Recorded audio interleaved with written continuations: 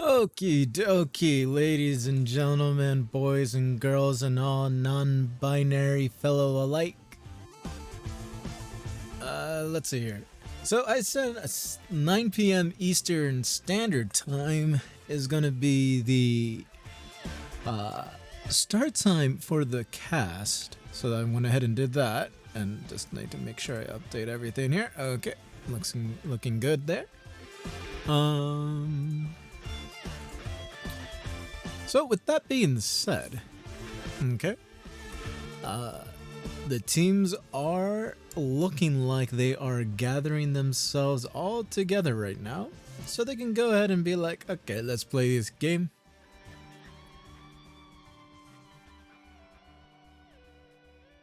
Let me see here.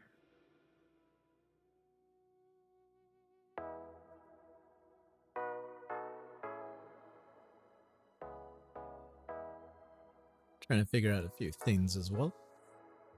And for what I'm seeing, I should be okay for a little while.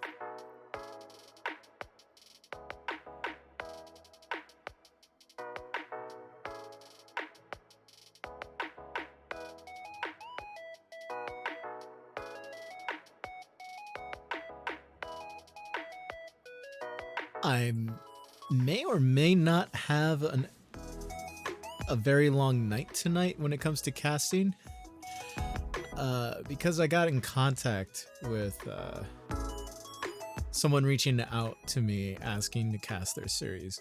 So unfortunately, I'm unable to do so at the moment, given that I have committed myself to casting this particular series between Pot of Greed and Does This Game Have Fall Damage?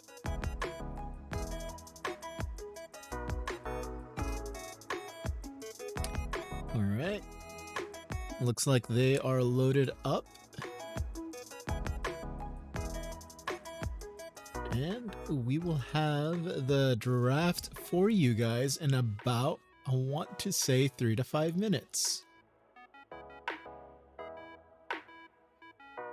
Until then, go ahead and just relax, kick back, enjoy the music. Because that's what I'm doing right now.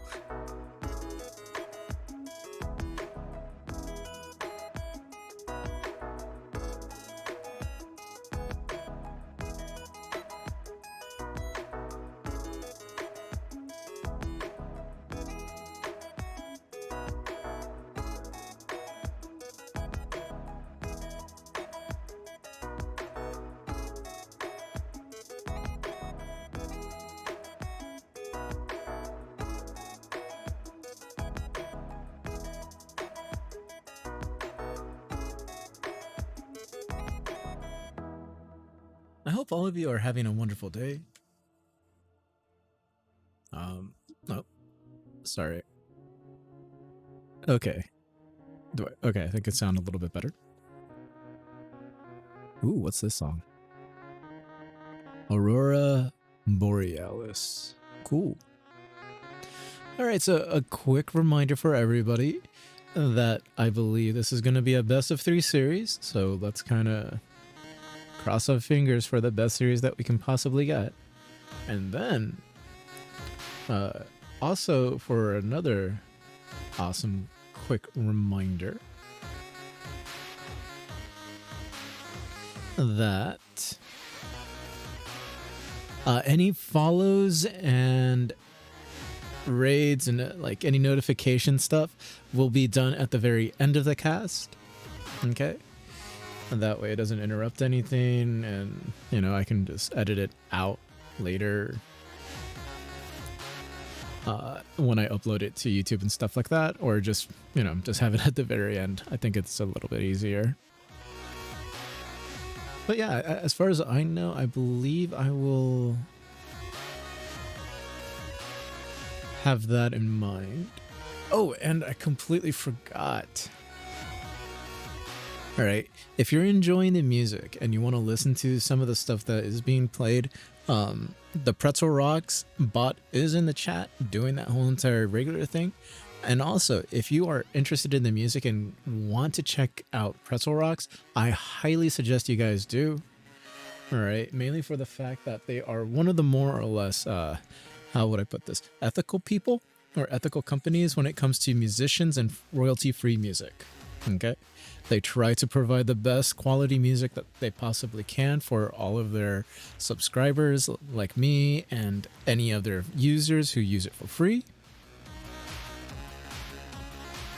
And they also go out of their way to try to give I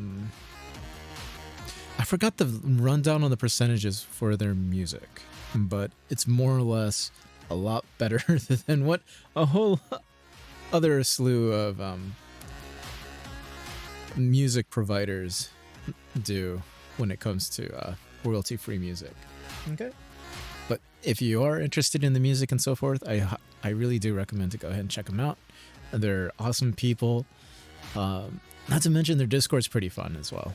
Well, when I mean pretty fun, it's more like everybody shows up to post their streams and ask for help and be like, I got DMCA striked or something like that. So their support staff is really, really friendly too. So anyways, I'm gonna go ahead and stop talking about that and talk about how you know what, how everything is going for all of you guys, you know? Oopsie daisies, that's not what I wanted to do. Ugh.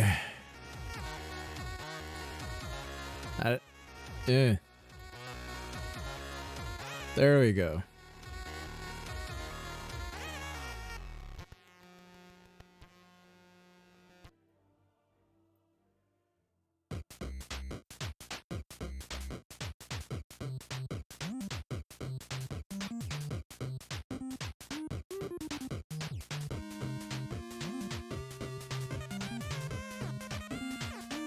Alrighty. Oh. Players are connecting, so we shall see in a few moments. If everything's okay. Otherwise, I think I may have to, uh-oh. Is it actually doing that? Uh-oh.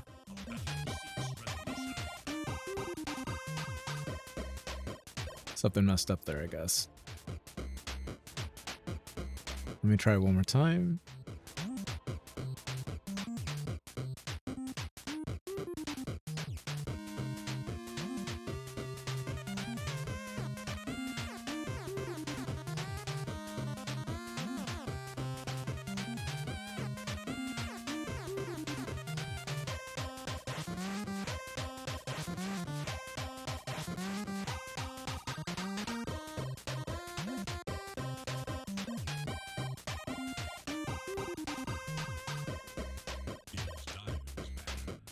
Uh-oh.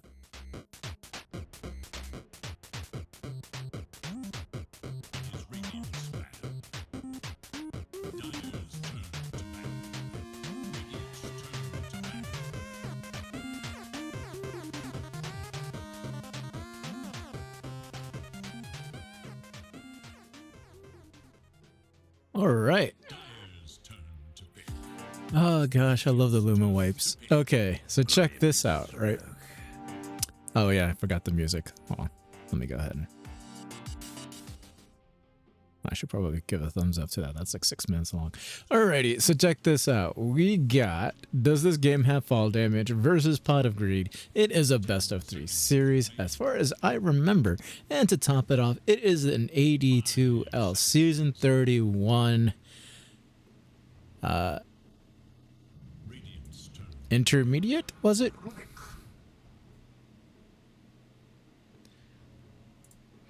I have to double check. Hold on. Sorry, guys. Everything was going so smooth until that moment. Yep. It's an intermediate division.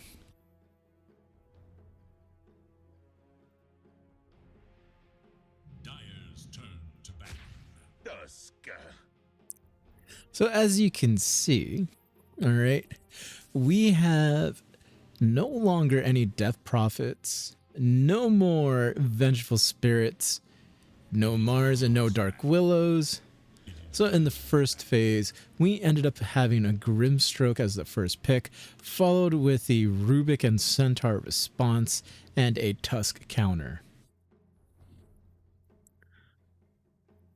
And while looking at some of these lineups and everything, I want to go ahead and say that Rubik has actually been one of those heroes that will never fall out of the meta for various reasons, one of which is just the insane Radiant's turn to ban. ability to go ahead and just like steal spells. All right, it's just like super great. Not only that, if you can position yourself with Rubik, you will find yourself either being a 5 or a 4. It don't matter. You always find a place in the meta if you're a Rubik player. So it's probably a good idea to keep that in mind. Also, we have the Centaur War Runner for fall damage. 10 seconds. And remain. when we have been taking a look at the meta over here in North America, when it comes to offlaners as a 3, the Centaur War Runner has been picked quite a bit. And I mean like quite a bit. Like, if you guys haven't been following over in the Division 2 BTS and ADPC, there's a particular team by the name of Arkosh Gaming. Their 3-player known as Gremlo has been playing Centaur War Runner, if I remember correctly. But it's been a very popular 3 pickup. Alright, when you take a look at the Pot of Greed, we got Grimstroke and we got Tusk. So chances are the Grimstroke is going to be a 5 in this game, while showing that Tusk is going to be a 4. Okay? So when we go ahead and take a look at the bans that are coming out, we will not have the Fuzzy Wuzzy, and no longer will we have the Lifestealer and Panda Brew. Okay. Which also includes the Morphling Juggernaut and Beastmaster. A little perplexed on the Beastmaster ban out, but it would make a little bit of sense given that you can go ahead and run Beastmaster mid. He is still a little bit broken, even though he did get nerfed a bit with the Aghanim Scepter. Okay, now out comes the Pugna. So we can go ahead and safely say that that is either a mid Pugna or maybe a 5, but I'm going to put my hat on it being a 2. 5 seconds. The only reason why I would see Pugna being transitioned into a 5 is if they can find either a better matchup for their mid player, or they feel like they need someone to go ahead and more or less be a protector for their 1. Okay, so we got a Sand King, and that's interesting.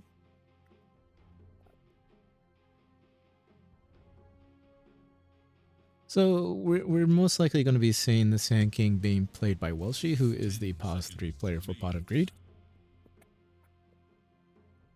And the lineup that I'm seeing from Pot of Greed is starting to look really nice.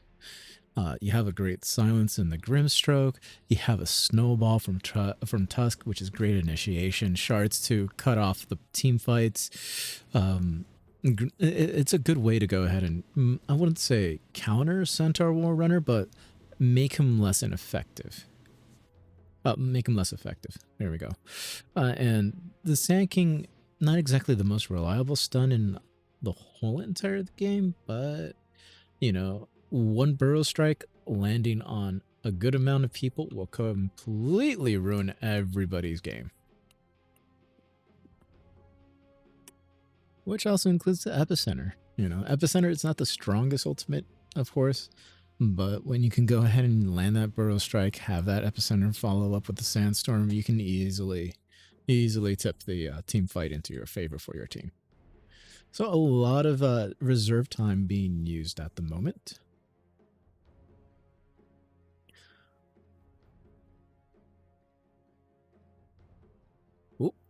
Eh, wrong thing. Why is it trying to do... Yeah. Dyer's turn. Oh boy. I keep hitting the wrong buttons. My apologies, guys. Alrighty. A Wraith King. Ooh. So when we go ahead and take a look at the options that Pot of Greed has, if you want to go ahead and counter the Wraith King at the moment, you can go with PL. You can go with a few other carries as well. Clinks is most likely going to be Jack Honeydew for this game, given that Pot of Greed has a history of running Clinks as a 1 position and trying to go ahead and save that pause 2. It is Dyer's They do have the second to last pick, so it makes a lot of sense for them to either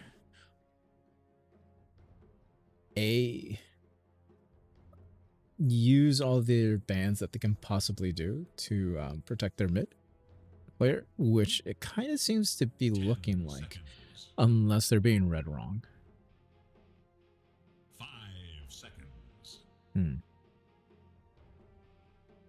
But really, when you go ahead and take a look at everything that's in front of us at the moment, it feels interesting. The sheer fact that they had to go ahead and ban out the Zeus, and they're a little stuck on trying to find that next ban, because I believe that PL was kind of like their kind of throwing them off a bit, I guess. You know, because like I would like to see a puck being drawn here. Radiant's turn to bat. Okay, so they don't want to see an invoker in the mid. Okay. Maybe a Queen of Pain as a choice, because she does match up relatively okay against Pugna, as long as you can go ahead and get rid of that Nether Ward as soon as you possibly can. No Timbersaw. Well, Timbersaw will kind of wreck the Centaur Warrunner and Wraith King, 10 seconds remain. but very unlikely to go ahead and choose Timbersaw for mid. 5 seconds remain. So it doesn't feel like they've been the fall damage was effectively using their bans, at least for the last ban. Like the PL ban is understandable, because you don't know if Clinks is going to be a mid hero, or you're going to go ahead and run Sand King mid, which is insane if you think about it. But I do want to point something out. The flags for both teams is super awesome. I do enjoy looking at the banners for both teams, because if you take a look at Pot of Greed, it's more or less the Yu-Gi-Oh card. And then when you take a look at fall damage, you know, they put a lot of effort into their logo and to their team logo as well, and the flag, you know, which is really awesome to see. So does this game have fall damage? Only if you're playing against a tiny, because you get chucked up in the air, and when you land it hurts. Oh wait, Rubik actually can hurt you too with the telekinesis. The telekinesis usually needs the shard, or was it the talent that gives the damage to it? I think it might have been... Either way, there's very few heroes that actually hurt you when you land. And seeing the Viper coming out from Pot of Greed, I think it's forcing the hand of fall damage to figure out, do you want to keep Pugna mid and risk it, or do you want to go ahead and get a better matchup for him? All right, out comes the Leshrac. Now, it's been a while since I have casted a game from fall damage, but Doc, I think last I remember was a 5. Well, it's been a while.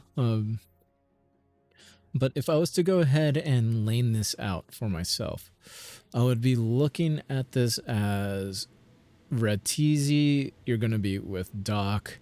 Icarus, you got to take one for the team and take on Rob Boss in mid against the Viper. Antivirus is going to be with Mercury. That's how I would split this up, because I like the lift into Stomp combination against Centaur, Leshrac and Centaur Warrunner together also does make sense. They do have Split Earth and the Stomp. It makes it a viable kill lane. Not to mention Diabolic Edict can wreck and absolutely eat through a Clinks in no time. Now, when we're going to go ahead and take a look at how everything is, we're going to have a Grimstroke being played by Grease, so that's going to be a 4 Grimstroke roaming the lanes. Naya is on the Tusk, which means it's a 5. Well, she will be the 3 in this game. B-Jack Honeydew is going to play the 1, and Rabas is going to be playing on the very vanilla Viper. How is it that the rest of your team has cosmetics and you don't for your Viper? I hope they tip them. Very beginning of the game. Everybody has cosmetics except for you, Rabas. You have a vanilla Viper. Everyone tip them. Tip the man.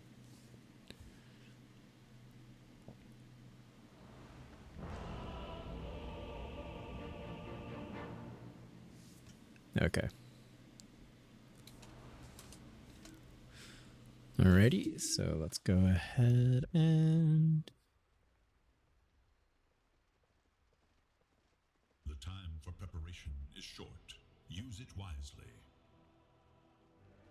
Alright, so they're going to go smoking out of their base immediately. Okay, we see a ward here. It's most likely going to be placed in this area for various reasons. There you go. Run away. Now, if you're ever unsure of what to do as a support, that's what you kind of, I want to say that's what you kind of want to do, but it's a good idea to go ahead and smoke out immediately and just run. Because you need to go ahead and get some form of vision for your team. Okay.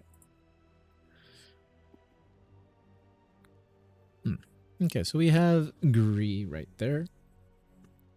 Has his wards and sentries set up. They are pinging out something. They're not entirely sure why.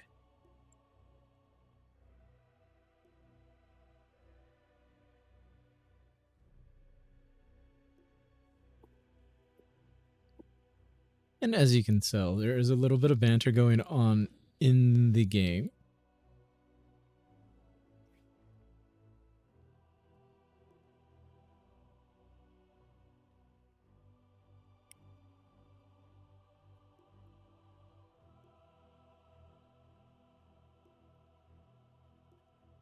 Oh my.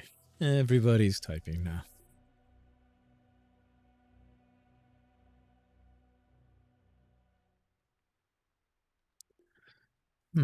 Okay.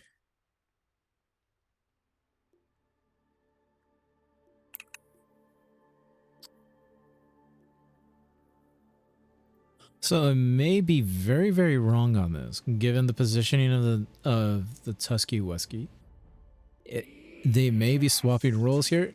Gree usually is the 4 as of late, so they may have swapped where Naya is going to be playing on the Tusk and playing on the 4 instead of being in a 5 Tusk. Unless they're trying to do an aggressive tri-lane on bottom with a kill setup that's easy to pull off, which it is, depending on what you got and how you want to do this. Like, you have a Burrow Strike, you can get Phantom's Embrace on... Oh, he's going to opt for the Stroke of Fate. Okay. You can do a lot of different things, which is really neat. So we're going to see a little skirmish going up right here. Out comes the... Okay, not the Chaos Bolt. There's the Wraith Fire Blast. Oh, we have a Snowball coming in. The Burrow Strike following up. And out comes another Blast landing on 4. Well, she's in a lot of trouble. They're still trying to right-click. A lot of body blocks going through. Red Teasy's starting to back off just a tad bit. Another Blast coming out once more. And the right-clicking ensues. So they went ahead and challenged everyone. So there are 2 runes that are going to be falling straight to fall damage, and the other 2 will go straight to Pot of Greed. Right, so Doc is going to be Lining up in the mid lane. Alrighty then. Alright, I completely missed what they did in mid to go ahead and rearrange everything there, but chances are it is more or less creep manipulation. It kind of feels like B-Jack Honeydew is going to be here alone for the time being until his lane partner shows up. And it's not going to be too bad. You know, we have Naya coming in on the way, showing up just in time to go ahead and make Mercury back away. Little contest going on, trying to make sure that they don't get the side pull going, because it will hurt quite a bit with the equilibrium for it clinks, and the equilibrium is very important. Okay, so the Leshrac seems to be the better matchup here. Does have a point in lightning, saving onto that third point, probably trying to figure out if he does need a second point in lightning. Chances are I would go ahead and just avoid that, at least for right now, but goes ahead and opts for it anyways. Feels very confident. Now over here on the bottom lane, let's see here. Retis is going to salve up real fast, that most likely thanks to Gree there. And we do have a Pugna on the side trying to go ahead and do a side pull. Was a little late on it, but was fortunate enough to grab the range creep. So they're going to go ahead and try to throw out a Wraith Blast. There's another blast coming on forward. Oh, he even used his little skeletons to go after Gree. Gree is probably a little annoyed at the moment, having to use his Inkswell to go ahead and try to at least grab them off of him.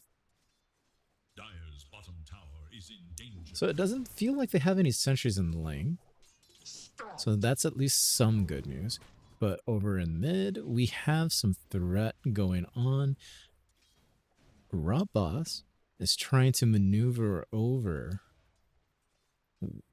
at least trying to sneak in this water room. But it doesn't feel like he's going to be doing so. So he's going to opt for his bounty rune real quick, going with a safer choice. I think he could have been in a good spot if he just ran for it. Oh, and a nice little setup there with the bottle trick. Coming in from the fountain and TPing on it. Alright, he's going to go ahead and throw out some poison attacks. There is the thunder coming on in. Just to slow him down just a little bit. You know what? Having one value point in the corrosive skin makes it a little bit easier to lane against Doc. Especially when you have a Leshrac that's just going to spam the living daylights out of you with the lightning strike on the lightning storm. Anyways, but let's see here. Okay, he's salved up, so he's okay there on bottom. But Welshi, on the other hand, seems to be not in the best form. You know, he needs to use that tango that was shared with him. Oh gosh, no, that's only going to last for a few more moments until it disappears. But over in the top lane, we have Naya helping out B-Jack Honeydew to make sure that he's able to go ahead and get away from the situation. And salving him up real quick. And when you take a look at the last hits and denies, it doesn't look too terrible for B-Jack Honeydew. He was alone for the first minute or so of the beginning of the game. Wasn't getting the best last hits in until his lane partner showed up in Naya. And of course, I missed first blood. But there is Doc going to go ahead and tip on out on the Rob Boss. Rob Boss probably not too happy with himself at the moment with his play. Kind of feels entirely happy. Ooh, and great job with B-Jack Honeydew getting that last hit on the centaur there, so that way the Radiant Creeps doesn't get it. Wow, this is a very fun camera. Really, really wanting to be like, hey, I'm being active.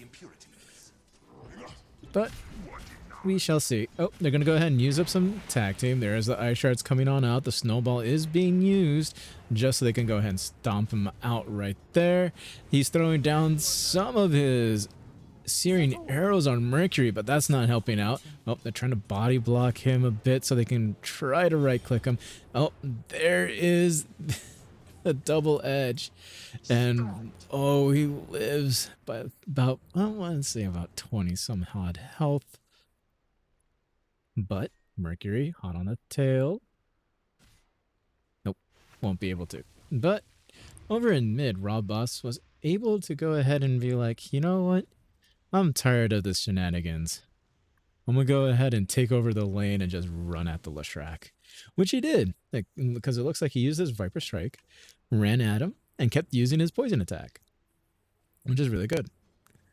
Forcing the mid laner out of lane makes things a whole lot easier for yourself when you're trying to win. Okay? Makes sense, you know. Doesn't seem too bad right now. Oh, another ward is out. Oh, and there's the Wrathfire Blast. Here comes the Burrow Strike. The Inkswell is being used to go ahead and stun up these two. Same with... Oh, there's the Stroke of Fate. The Sandstorm doing some damage. Another Blast is being casted, but it does miss. Ooh, that was very, very close. Would have been a lot of fun if they saw that the Nether Ward did go down already. Over in mid, we have Rob Boss trying to take on Doc. Doc does have the Pulse Nova going. There comes a Lightning Storm using his Mango for some odd reason. Oh, I believe that was actually the Viper. Okay. Or was it Leshrac? I'm not entirely sure. I swore it was Leshrac. Either way, over on top, we have a antivirus that's going to be diving right here. Mercury is right there. They're going to be using the Stampede, the Snowball for the save. They're going to go ahead and try to disengage from this. Can they go ahead and get the counter gank out?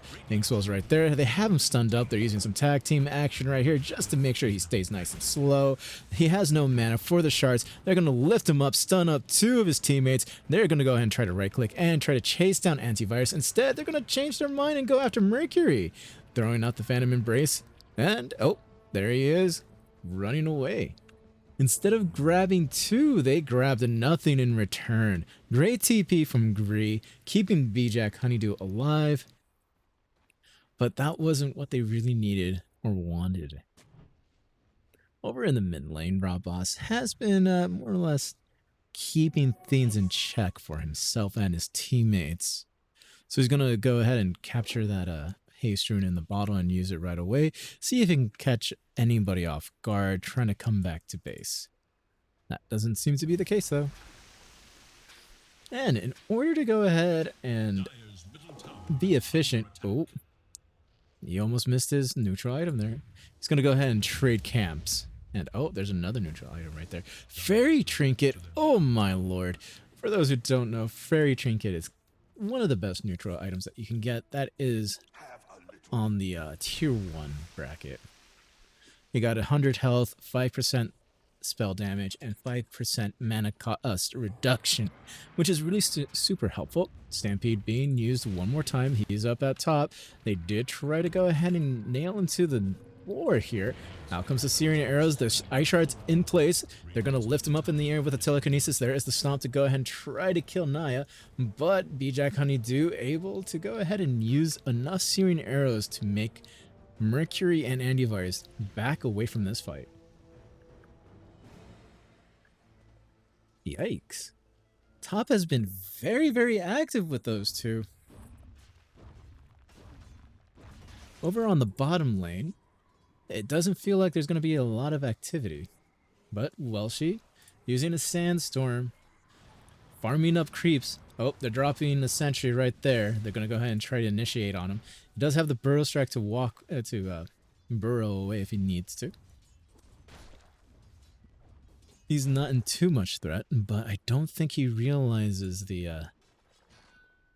Well, actually he does, given that the Wraithfire Blast was on top of him. So I don't think he feels like he's going to be under too much threat. Doesn't have anything queued up or being delivered to him right now. So doesn't feel like it's necessary to use, I believe, 90 gold for a Sentry. At least I think it was a 90 gold. Nope, it's 50 now. All right. Oh, over here, though, we have Rob Boss saying hello to the Wraith King. who had a TP on back. Red TZ unhappy with that decision. Was already past level 6, did not pick up a point in his reincarnation. Didn't feel like he was needing that anytime soon. And of course, that turned out to be not the nicest decision for himself because he needed to get the hell on out of there.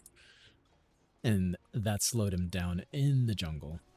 What was more or less fairly controlled by Doc in lane on Rob Boss is now starting to tip into the favor for Rob Boss.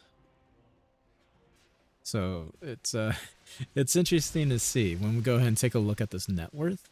It kind of felt like if we take a look at the last hits real quick, with the amount of last hits that Doc has against Rob Boss, and given the solo kill in mid, it kind of felt like he should be a lot further along. But when we go ahead and take a look at everything, this is not looking good. So let's go ahead and visit top real quick so we can go ahead and talk about that. The reason why I feel like this isn't looking too good for the Pot of Greed at the moment is that B-Jack Honeydew is the carry. You know, the pause one. Oh, there's a lift in the telekinesis, throwing out the Phantom's Embrace. Oh, they're going to go ahead and just absolutely decimate him. Oh boy, that is no bueno. That Nether Blast with the no, not the crippling. The Crepify absolutely just wrecked poor Gree. The Phantom's Embrace followed up with the Stomp. That's the last thing you needed to see. They're going to go ahead and use Stampede to go ahead and get on out of here. Welshi is coming in with the Burrow Strike. They do have eyes on him. Out comes the Ice Shards. Oh, they're definitely trapping Antivirus here. They have the Epicenter running.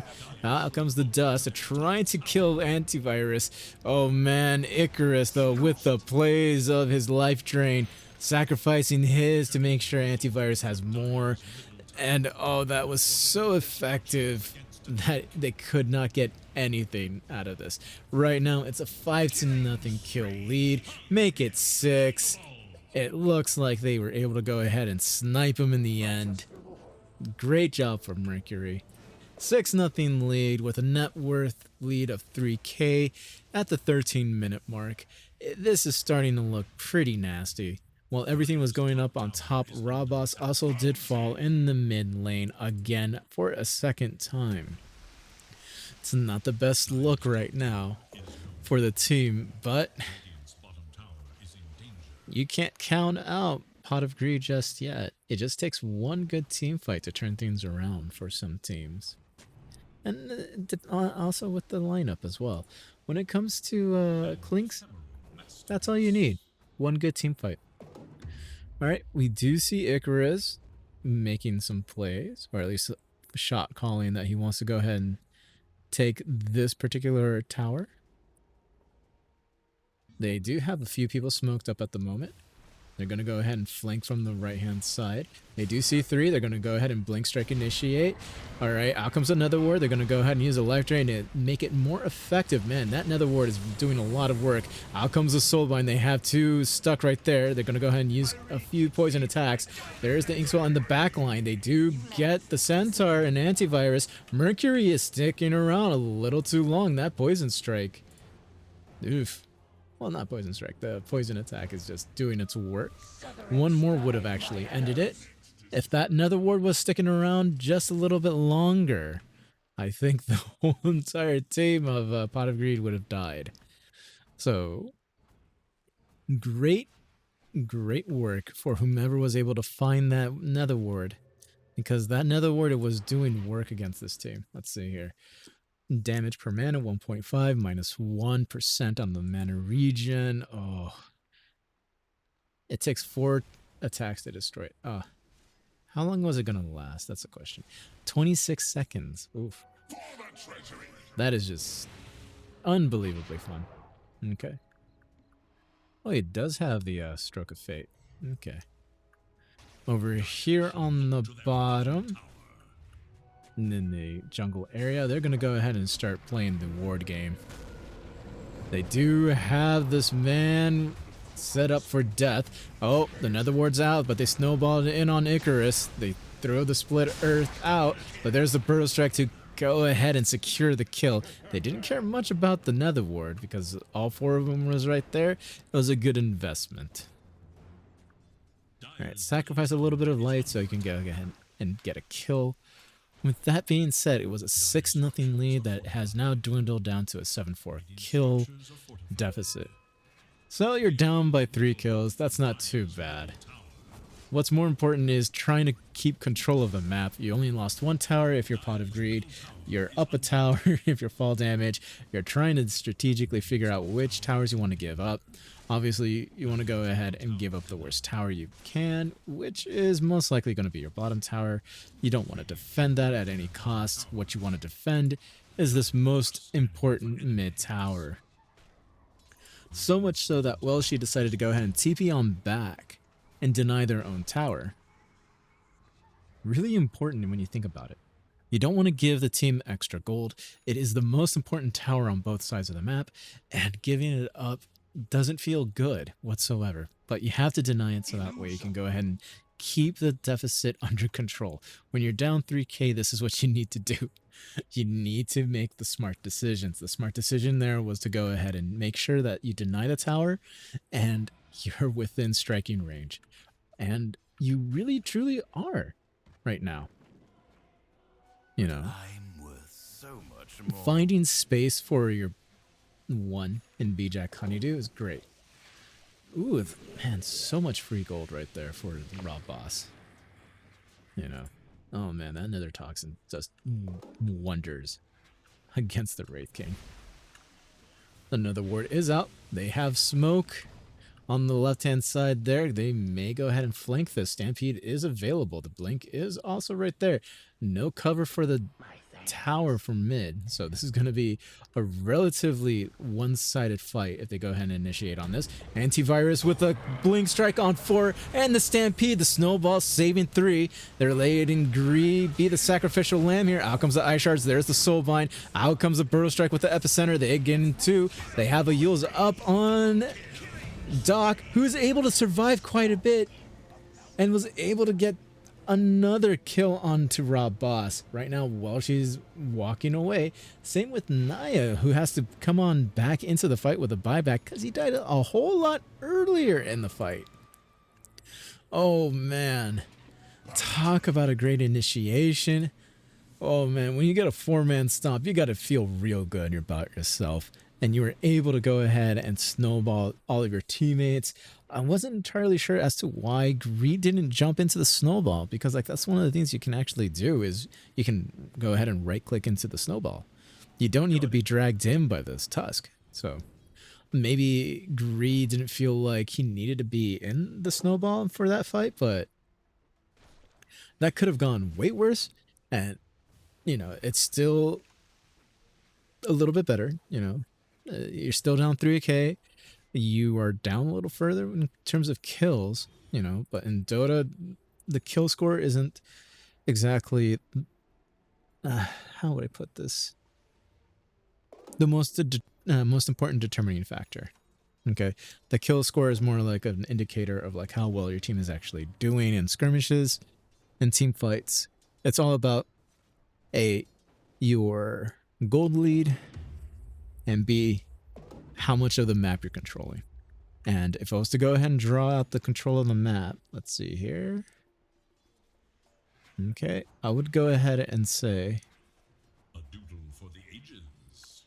that is the control factor right there. Oh, out comes the Soulbind that was stolen from Rubik, who's going to use a telekinesis. Out comes the Stampede. They went ahead and infiltrated the backline. Welshi with a great Burrow Strike onto 2. They're going to go ahead and use a Walrus Punch. Out comes the Searing Arrows. The Epicenter doing its work. And B-Jack Honeydew trying to take out this damn stupid Rubik. But the Nether Ward took him out of this fight, and that is a complete team wipe with Red Teasy coming back in with a reincarnation, having 2 points. He has Radiance. This man is in pretty much fight mode at this point.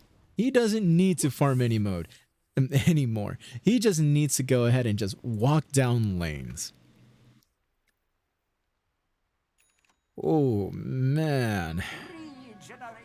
So again, the control would more or less be like that. So as you can see, it's more on the radiant side than the dire side, even though you can make a little adjustment right there for a little bump. You know, because anything past this point, you're putting yourself in a little bit of danger.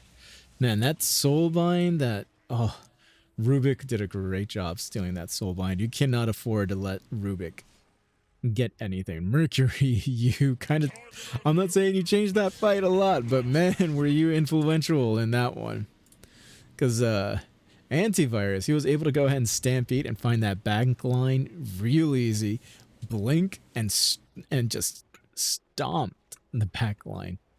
Oh, that's not a good feeling right now. Right now, Gree's working on a Spirit Vessel, which is going to be great against the Centaur. We're seeing a Mage Slayer being queued up, which is, oh man, that's going to be a lot of fun. Tusky Wusky with Naya. It seems like he's going to be finishing a mech real soon. Well, she, accidentally walked in front of the towers. They're breaking their smoke. Ooh, Magic Pipe. So that's going to be great for their team fight, of course. The Eternal Shroud on Rob Boss is going to be very, very useful. So they're going to go ahead and glyph up real quick to go ahead and protect it. The Diabolic Edict is used already, so the Pulse Nova is available in a few moments. Well, at its moment's notice, really, for the Leshrac. So if they decide to go ahead and use a team fight, which they're doing right now with a Stampede, Blink Forward, they're infiltrating that back line so well. Out comes a Snowball. They're going to go ahead and initiate on Red Teasy in the back line. And that tag team was so helpful. Down goes one life. Can they get the second one is the question. The Epicenter is procking off right then and there. They're just hitting the Red Teasy a little bit. Can they do some more? Oh, the Ice Shards to separate them in the fight. Out comes the Snowball. Down he goes. Oh no. There's nothing left right here to help out for the rest of Pot of Greed. They were able to go ahead and get the Wraith King, but when it comes to at the price of 4 heroes, this is not the greatest trade in the world. Oh, you gotta make tough decisions. Oh man, and Mercury is absolutely balling in this game. Such a huge disruption against Pot of Greed. Oh, he's absolutely stealing spells left and right. Doesn't care which one he grabs, but the one he does, they're going to be super influential. Gree being one of the first heroes to go ahead and die in those team fights. He's still working on his Spirit Vessel. He's way behind. It's not the best thing for him. The lone survivor, if I was not mistaken, was Rob Boss, who is still working on getting his Mage Slayer. You know, it's just one of those games where you guys just have to find a way to figure out what would be the best point of attack. And honestly, the best point of attack right now for themselves, you know, especially in a tower defense where you lost your tower up here and they're just invading, is to honestly just find a way. If you can find a pickoff, it doesn't matter if it's the correct hero. If you can find a pickoff, you take it. You take that pickoff and you murder whomever you find. Because together as a team, the fall damage is, how would I put this? Not supremely, but extremely well tuned as a 5-man team. The team that you have structured in Pot of Greed right now, even though it may not look like it, it is a pickoff team. You just need to find one person. Find one, pick them off. And then you can go ahead and take a team fight. And, you know, Rob Boss and the Viper is what makes that team fight absolutely flow smoothly. You know, they're going to go ahead and glyph this up and try to sneak in this Roshan. It's going to be super easy. I do feel like they know this is happening. They're not going to go ahead and TP up top because they lost control of that outpost already. So they're going to go ahead and swap a tier 2 for a Roshan. That's not the best trade, but it's a trade that they were forced to make. And they're going to be, I'm not exactly sure if they're going to be happy with this trade, but it is what they can do at the moment. It was the best thing that they can get out of it as well. Losing the top tier 2 tower also hurts them so much in response for a Roshan challenge as well. You have like nowhere to TP to and from. Okay. So with this in mind, I think the trade that they did was probably arguably the best thing that they can do at the point. At this point, he's almost there. He's going to go ahead and have enough for the claymore and a 400 more, and he'll be able to go ahead and get the recipe. So it was the best thing that they could have done because they were able to go ahead and at least secure an outpost, which goes ahead and splits up the team just a little bit, just enough so they can go ahead and grab this, which allows you to go ahead and do this play right here, which is to take back your outpost. And I believe what they need to do right now is they need to go ahead and start throwing down a lot more sentries in their jungle. They do know and do realize that the Radiant have been in their jungle and on the top side of their map for a surmountable amount of time. So you need to go ahead and actually start doing sweeps, making sure that they don't have anything there. Okay, so they're going to try to avoid some major team fighting for right now. They do see, and they saw antivirus, he was here all alone. So they're going to actually try to make a play on him to see if they can catch him out of place. But given that he does have Stampede, it doesn't feel like it's going to be an easy catch. So between the two teams, well, out comes the Ice Shards. He is kind of stuck. They are going to go ahead and try to respond to this. He does have 2 coming in. So there's going to be 3 over here, which is good. You want to go ahead and take this fight. You know this fight's going to be good for you. Because the other 2... Oh, never mind. Leshrac showed up just in time. Oh, they have Ice Shards thrown out. They did miss their window of opportunity. They did have enough... not enough players, but they had enough people to go ahead and catch this man out of position. Right, they're gonna use and commit the Stampede to go ahead and get rid of Gree. And I really felt like they had a window of opportunity to take a team fight with a Wraith King. And with that chase down and everything, they just went ahead and made their outpost very vulnerable, which got taken advantage of right now. So B-Jack Honeydew has to go ahead and play like a split push game of sorts, which is really good for him, given that he is a Clinks. He needs to finish up that BKB, and man, that Shards is really, really nice on Clinks as well. That Skeleton Walk, whenever you go ahead and come out of it, you actually create 2 more skeletons for your skeleton army. It's really, really neat and helpful. Okay, so it's all about manipulating the map at this point, where you got to go ahead and try to tear people away from your objectives. Try to force them to react to your movements. That's what they're doing right now. Antivirus coming on out. The Soulbind being used on the Shrek. There's the Burrow Strike. They're going to go ahead and use a Rod of Atos. He's using himself up, but he's not in the greatest position either. But he's going to go down once. Here comes the Epicenter. That got interrupted. Oh, can he go ahead and get that snowball in on the Burrow Strike to keep this dock into place? Can they actually kill him? That's not going to be happening anytime soon. Great high ground defense from Pot of Greed. Oh, that was so good. They claimed an Aegis. They did not get the first life off of the Wraith King, but they were able to get them to back away. Oh, man. And they didn't even lose a tower. Oh, my gosh. If you're Pot of Greed right now, you'd be smiling from ear to ear. Because, honestly, when you have a Leshrac barreling down on you with Diabolic Edict and Pulse Nova, and you have a Wraith King with Radiance trying to split everyone away from each other with a Centaur blinking forward, proccing his Stampede and his damn Hoof Stomp, it kind of feels like that was a huge win. You are down 9k. It doesn't really... that matters a lot, actually. You're down 9k. You don't have that much control of the map. Oh, they scanned you out. They know you're here for a visit, but they can't seem to find you. So they're like, hey, where are they? Oh, they do have Naya taking control of this. B-Jack Honeydew.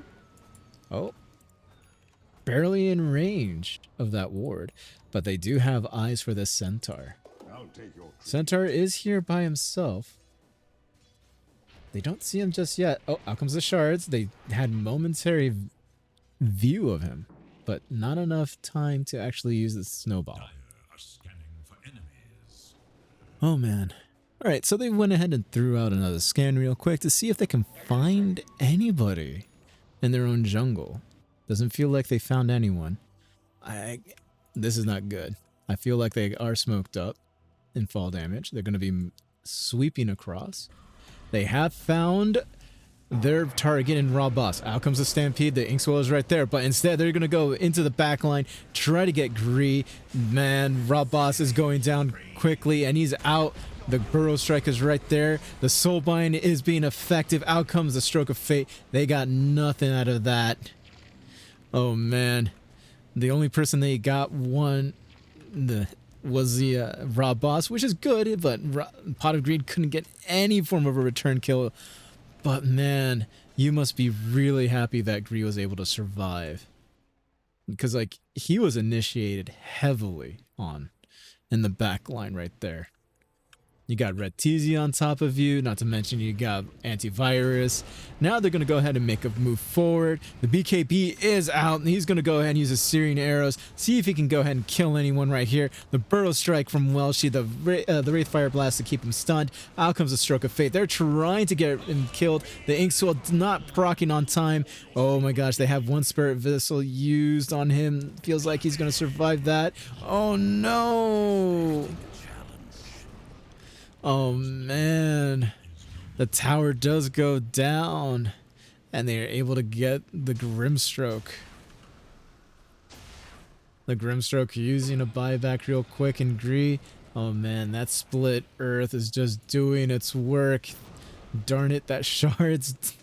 Oh man, this is one of those moments where you kind of feel like, are we doing okay? The blink forward from Raratizi, the lift on. They're going to use the Snowball. They're going to also use the Stampede, probably for a disengagement. Out comes the Ice Shards. There's the Walrus Punch. They're using a whole lot of spells right here. Everything's flying out. The Soulbind keeping people down in place. Buybacks coming out left and right at the moment. Oh, they're going to go ahead and see if they want to go ahead and re-engage on this. Man, that Split Earth with the Shards right now is doing its work. The Split Earth is just stunning up people left and right. They're going to be retreating quickly right now from fall damage. They want nothing more from this high ground attempt, and they're just going to recuperate and figure out what they need to do. They were able to go ahead and get 3 buybacks, if I'm not mistaken, out of this whole entire team fight and siege on the high ground, and all they got out of it was a tower, but they grew their lead from 9k to 16k. Oh, talk about a really good investment. Let's see here. Did I see any buybacks being used real quick? Nope. So let's take a look at this net worth. It's not looking good. Well, actually, it's not looking that great. The Clinks is about 3.4k behind the Wraith King. The Wraith King, oh man. Oh, that's okay. Let's go ahead and just add on a little bit more there. So they smoked up and found the Clinks and B-Jack Honeydew, who was left all alone away from the rest of his team. They're going to go ahead and just bum rush the mid lane real quick, see if they can get some responses over here, and that's what they're getting right now. Oh, the blink forward, miss on the hoof stomp, but they do have a cancel on that TP. It looks like they're going to be needing to give up and sacrifice one damn stupid Rax. Can they go ahead and try to keep a second one alive? Doesn't seem to be the case. Kind of feels like Raw Boss needs to go ahead and cut the wave at this point, but it's already too late. That creep wave is already in. They're using the glyph to try to protect this. They're hoping they can get rid of the creeps as soon as they possibly can so the backdoor protection can get up, but that doesn't seem to be the case at the moment. Oh man. And they're going to go ahead and do a mega creep sweep. Oh, they need to get rid of that. Backdoor protection isn't going to be going up anytime soon. And they keep inviting the creeps back into their base. That's not what you need to do or want. Oh boy. Oh boy, oh boy, oh boy.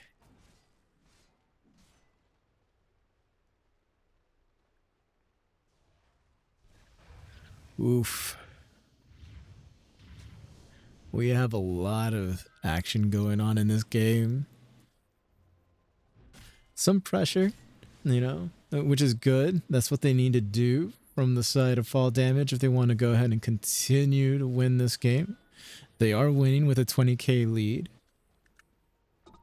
You know, it was a great job from Naya in putting this whole entire top lane by keeping it shoved out all the way out there, by cutting it. Oh, not only that, they were able to go ahead and actually protect the ranged racks. I thought that went down. Okay. So that's even better news for the side of Pot of Greed. So you need one person to go ahead and shove this lane out past the river at all times and is able to go ahead and get back to any team fights, or at least necessary team fights. All right, Sand King does have a BKB queued up, which is relatively helpful for him. You need to go ahead and try to control the map as best as you can. Roshan is up at the moment. All right, so everyone's jockeying position for this. They want to make sure they can go ahead and try to get the best out of the situation. And the best thing you can do for Fall Damage really right now is to go ahead and use a Soul Bind that was stolen from earlier and see if they can get a free kill out of this. They got Welshi right now. The BKB is used on Honeydew, but he gets taken down quickly. Buybacks are available for both heroes. It kind of feels like Fall Damage doesn't want to take the Roshan. They want to be super aggressive at this point and try to see if they can catch anyone else.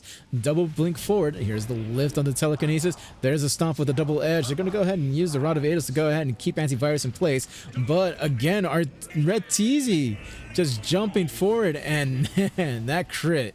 Here's the two buybacks coming out right now. They need to go ahead and put on one hell of a defense, but given the amount of pressure that was applied just now, it makes it super easy for Fall Damage to go ahead and retreat back into the Roche Pit, grab the Roshan, get an Aegis, and move on in for the kill for this game. It seems to be... how would I put this? About time for the game to be being called GG relatively soon, right? Because right now this is looking really, really bad for Pot of Greed. They have this whole entire team in front of them. Oh my. The Axe Shard. No reincarnation mana cost. There you go. Okay, so we're going to go ahead and take a look at this and think to ourselves, is Pot of Greed in the best situation? Nope. They're in a really bad situation. You have B-Jack Honeydew with the BKB off of cooldown finally. Going to be teleporting back. We have Red Teasy trying to make a good move, which is more or less farm this lane, push it up into the bottom lane, make a enforce a siege right there, which makes things a lot easier once you go ahead and get the kill. Well, I wouldn't say the kill, but once you go ahead and claim the racks and tower on bottom lane, you can actually go ahead and move and get the last racks in base, which means you get mega creeps.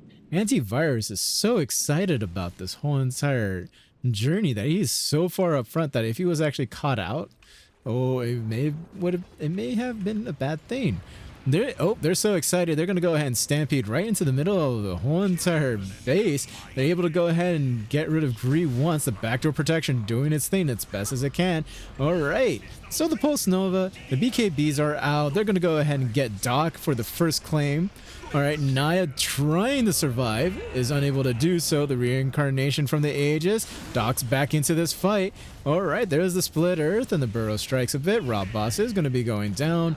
The Split Earth is doing its job with the Aghanim's shards, completely separating the fights.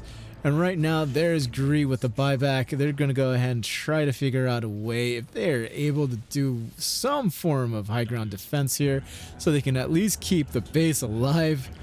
Doesn't seem to be good. Oh, the blink from Mercury and the Burrow strike.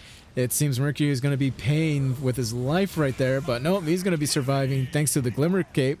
All right. B-Jack trying to panic and figure out what he can do. They're going to go ahead and glyph. The skeleton army is doing its thing with the right clicking. Oh, he needs to go ahead and skeleton walk away for a little bit because another ward was right there. He's trying to find a way, and it kind of feels like they are finding some form. Antivirus, the blink forward, and the stomp. There's the stampede to go ahead and finish the job onto Naya. 2 buybacks are available.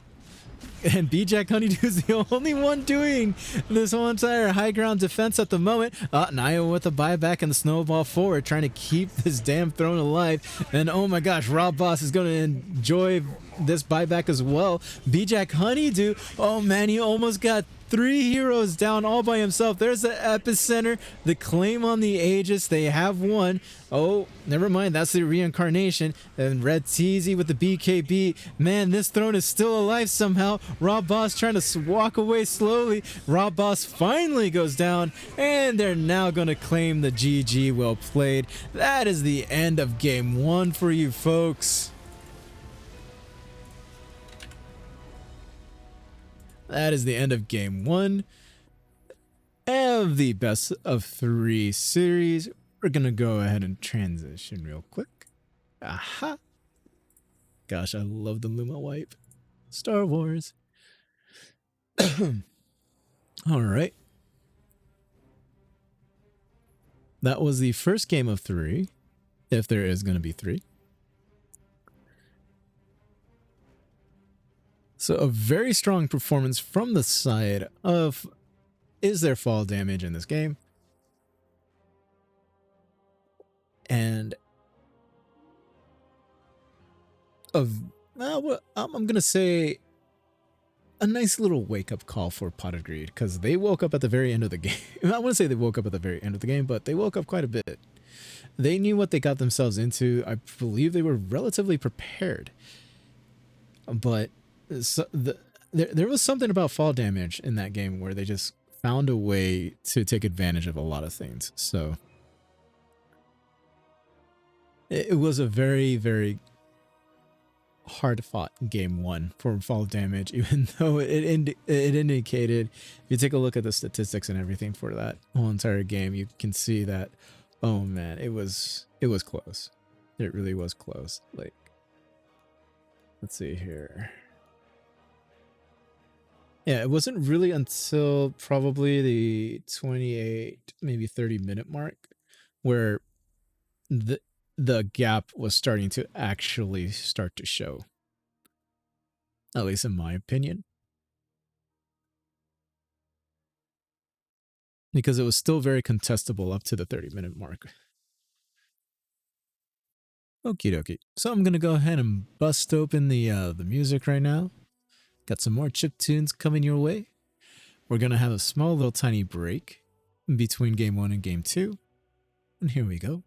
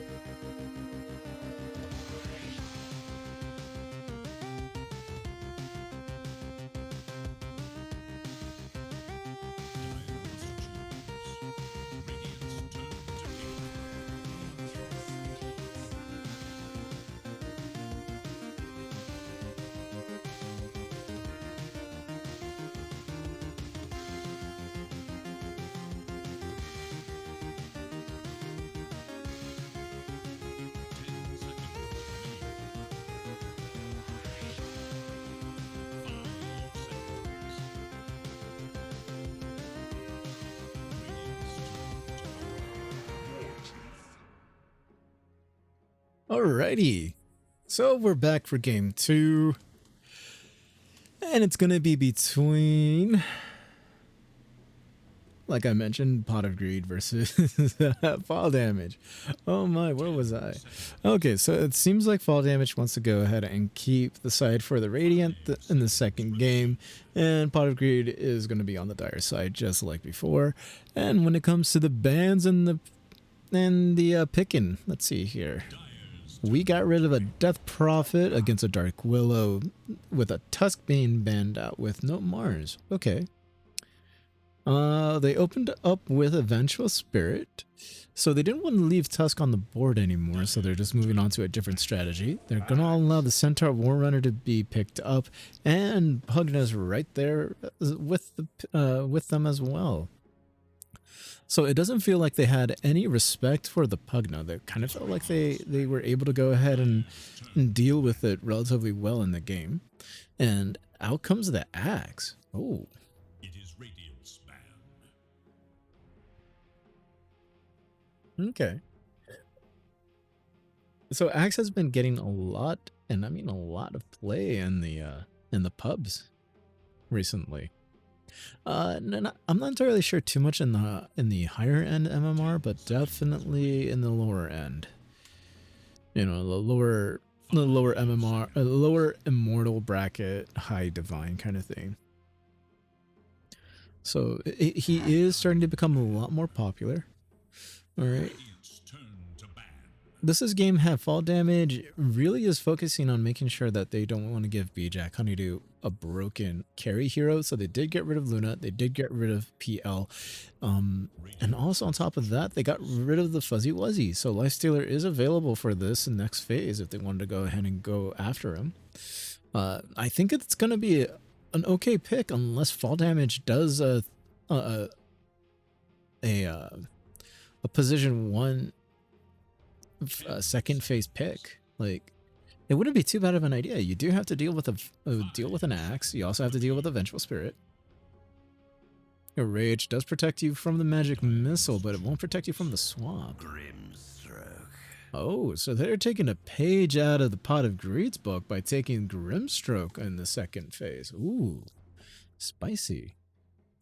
So Pot of Greed went ahead and took out the Morpheline, who is actually really fun in the mid lane now. At least back to mid lane, you know. They didn't want to deal with a Rubik anymore, so they've banned that out. They're going to quickly respond with a Leshrac pick against that Grimstroke, which also leads to Drow not being available in the pool anymore as well.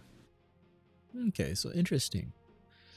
It kind of feels like Fall Damage did most of the heavy lifting here in terms of like getting rid of carries for the side of Pot of Greed, because at that point it's almost elementary right now to be like, okay, which carry can we get that would be great for BJack Honeydew and just run at him? I don't know.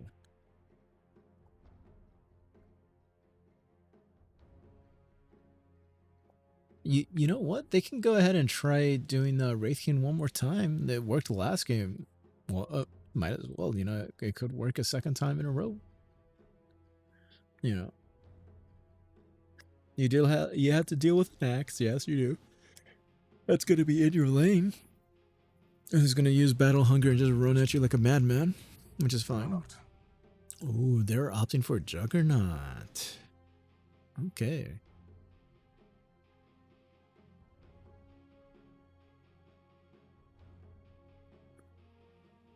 I don't know how Pot of Greed feels about wanting to deal with a Juggernaut, but it could be interesting. 5 seconds. You know, the man who is the jack of all trades, master of none. A true warrior never rage quits.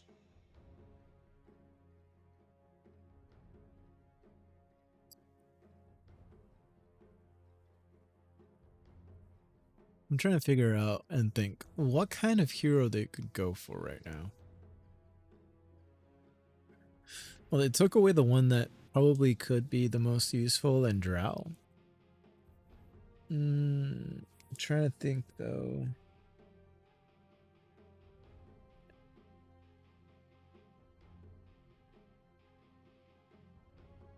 I don't know if Terror Blade would work here. Arc Warden seems like a bad idea. I don't think Links would be that good of an idea either, even though it may work. Morphline's Band. Ember's not exactly a carry. Storm Spirit. Alright, so they're going to go ahead and opt with grabbing a Storm Spirit, so that way they can go ahead and figure out their one position hero in a bit. Unless they... No, they're not going to be crazy enough to go ahead and opt to make Axe as the one. 10 seconds. That would be too crazy. But what do you need to do to get rid of some heroes? So they don't want to deal with a Puck. Makes sense. You are Storm Spirit. You probably also don't want to see a Quap or a Zeus.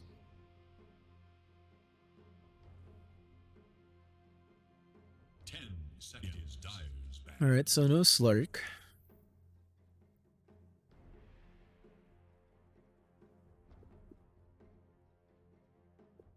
It is Radiant's ban.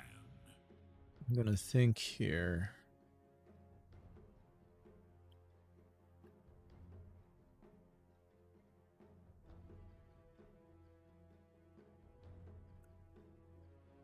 Hmm. 10 seconds remain. 5 seconds remain. Okay, so no DK. Dyer must choose. Ooh. Okay, so honestly, you know what? I think maybe a Gyrocopter would be pretty good here. Faceless Void, maybe? And no CK, huh? 10 seconds. 5 seconds remain. I don't know. Maybe a Sven, a Lifestealer would be okay.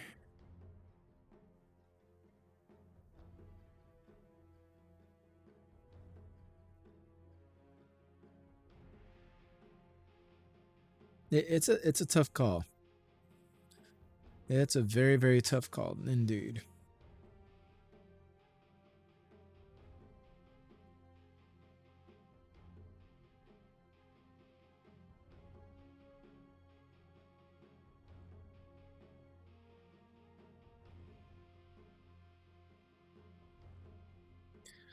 Oh, Lone Druid's available. Oh, Monkey King's also available, right? Yeah. Razor doesn't seem to fit this.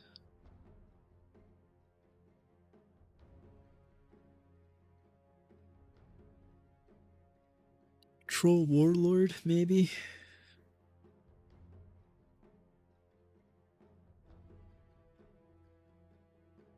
No Naga, right? Yeah. Radiant's turn to pick. Ooh. That's a doozy.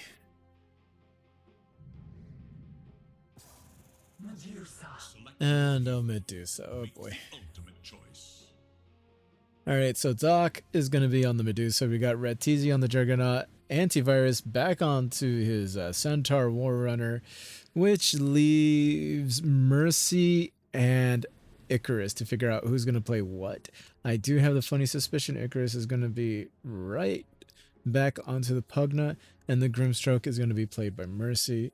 When you go ahead and take a look at the Pot of Greed side, we got Naya on the Vengeful Spirit, B-Jack Honeydew on Troll, with Rob Boss on the Storm Spirit, with Welshi on the Pause 3 Axe, and rounding everything off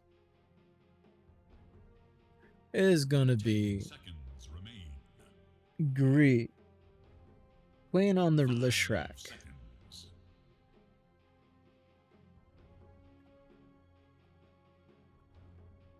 Oh boy, this is going to be lots of fun, folks.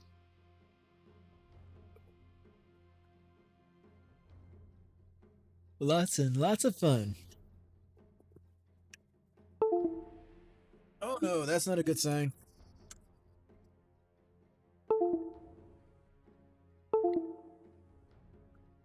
That is a very, very bad sign. My apologies, everyone. Let me go ahead and unplug that real quick.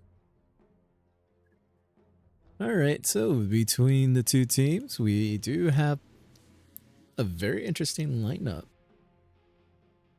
So it feels like fall damage seems to be super greedy.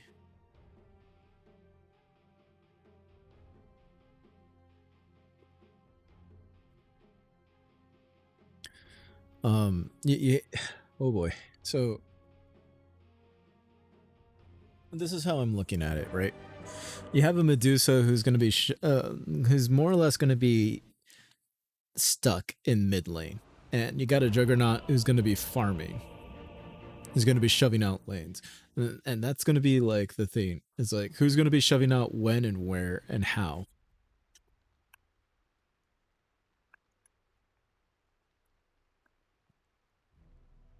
Prepare for battle.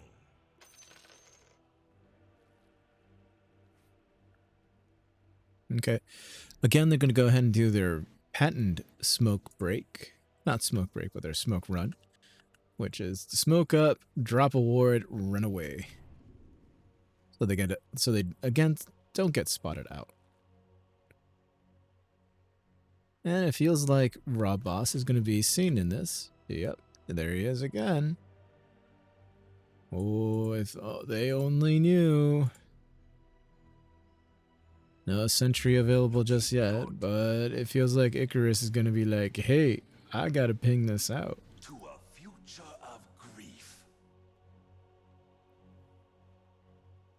Just 30 seconds now. So when it comes to greedy heroes like Storm Spirit and Medusa, there's a very big difference. And that's what worries me about fall damage. You don't have a hero that farms heroes. And Red TZ plus Doc have two heroes that are extremely greedy. On a scale of greed, like Medusa's like probably 9.5, maybe an 11 for greed. And we have a Juggernaut who's like on a scale of like 9.5 to an 8, maybe, in terms of greed. So you got to kind of sort of figure out a balancing act on how you're going to be doing this. And the best way you can probably do this is to go ahead and shove in lanes as best as you can, as fast as you can, just so you can go ahead and make sure and guarantee that you get the necessary space for both heroes. Because the typical farm rotation for Doc, I'm not saying for Doc, but for Medusa, is you're gonna be stuck in the lane for a little bit, and then you go ahead and try to knock down this tower. If you can go ahead and knock down that tower within the first 10 minutes of the game, you're pretty much set. So you're gonna be stuck in the mid lane, then you're gonna go ahead and run back and rotate in your triangle for quite a bit. If you're gonna be Medusa. Over in the top lane, you have a B-Jack Honeydew on the troll, whose whole entire purpose is I'm gonna be stuck in this lane until I feel like I'm gonna be comfortable and be able to solo the jungle camps.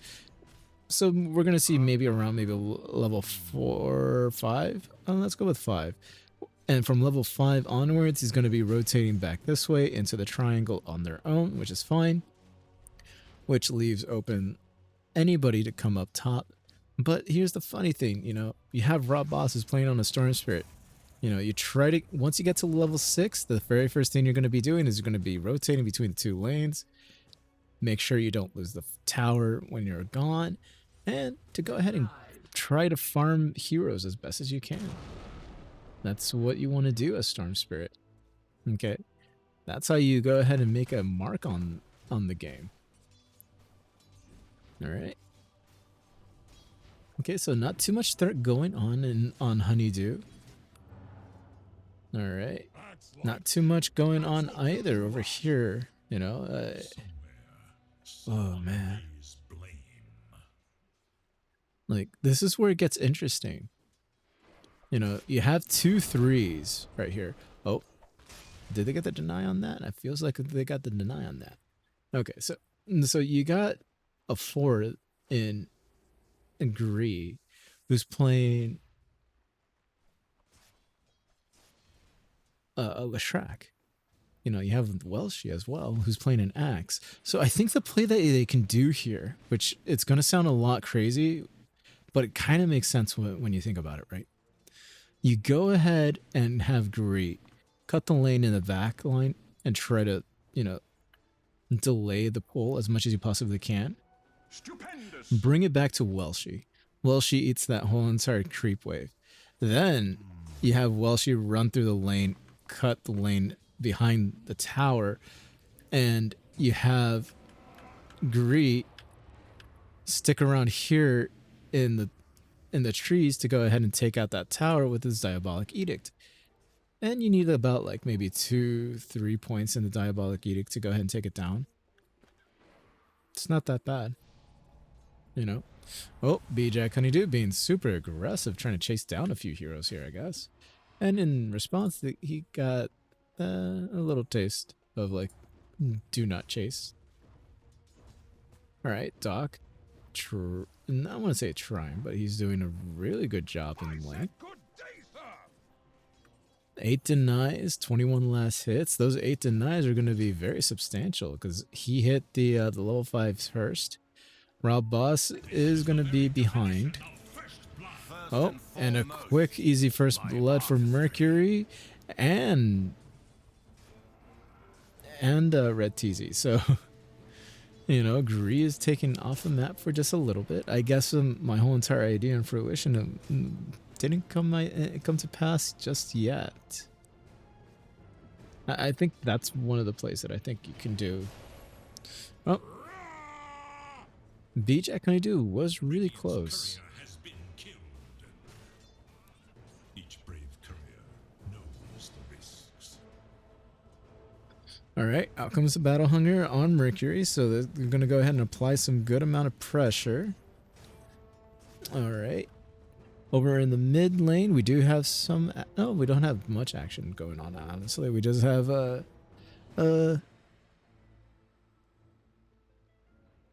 Gosh, I am losing my mind at the moment. We just have Rob Boss farming up the side camps. There we go. Easy peasy. All right, Icarus helping out. Oh, they were able to go ahead and get the Grimstroke once. And they're going to go ahead and use the Diabolic Edict to go ahead and get a nice cleanup kill on the Juggernaut. No spin, no control, no help, no protect. Alright, they're going to be pulling the lane back here with B-Jack Honeydew, which means the lane's going to be shoved up in front of the tower, which is something that they want. But, oh, that's a Cardi. Never mind, they are going to be in a very, very fun spot, honestly. The double wave is going to be joining up really, really soon. They have a Cardi, which means you can go ahead and actually start threatening the top tower. Oh my. I mean... like, first you need the help of Naya to do that, but Naya's going to go ahead and sneak on in and steal a rune. There's going to be a ball lightning for Rob Boss to go ahead and make sure that he has the regeneration. Doc doesn't see Naya's on the side here. Oh, but they does see the courier, so he feels like there's something there, and hence has a movement from coming over here to on the other side of the opening, not the opening, but of the ramp there. Okay, that's a really sad moment. But the fact that they are controlling the runes quite a bit, you know, it prevents them from doing anything else. You know, Doc doesn't have a bottle, so not be too affected. A little upset that he didn't get the bounty rune. Rob Boss doing his thing in mid. Like I said, just needs to go ahead and protect his tower and lane for a little bit, and he should be okay. We have great rotations from Doc, coming back to lane and then rotating into the jungle and the triangle to go ahead and get the farm.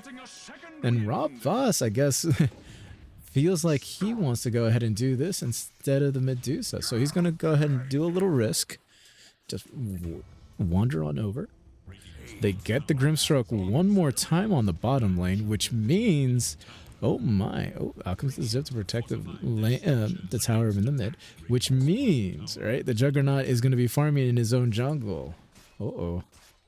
This is not ideal. This is very, very not ideal. Radiant should look to their bottom tower.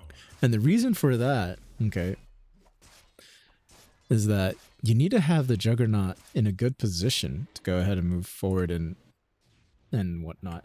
And they're going to go with a very intriguing build, right? So they're going to finish up the phase boots, Red Teasy is, and then he's going to move on to a Mask of Madness, which allows him to go ahead and do an Omni Slash, then activate Mask of Madness, which gives him an easy kill. Oh, here's the Haste Rune. Oh, Rob Boss finding Red Teasy. Unfortunate timing. He did have Ball Lightning available, but it wasn't enough to for him to zip on up. So he didn't have vision of him. If he did, he would have zipped on up and taken out with the surprise. Oh, Inkswell is out. He's going to go ahead and stun up too, but the Electric Vortex is right there from Rob Boss. They're going to go ahead and eliminate the hero right there with the Culling Blade. B-Jack Honeydew is showing up for some support to go ahead and get this quick tower. Nice and easy. All right. So they do have a tower pusher. They a natural tower pusher in Gree, being the Leshrac, right? So they got rid of one tower. They were able to go ahead and take out Naya, who tried to be cheeky and steal the bounty rune, but that didn't happen at all. Which, again, the lineup being so greedy, this is what happens when your Juggernaut is not having a good lane.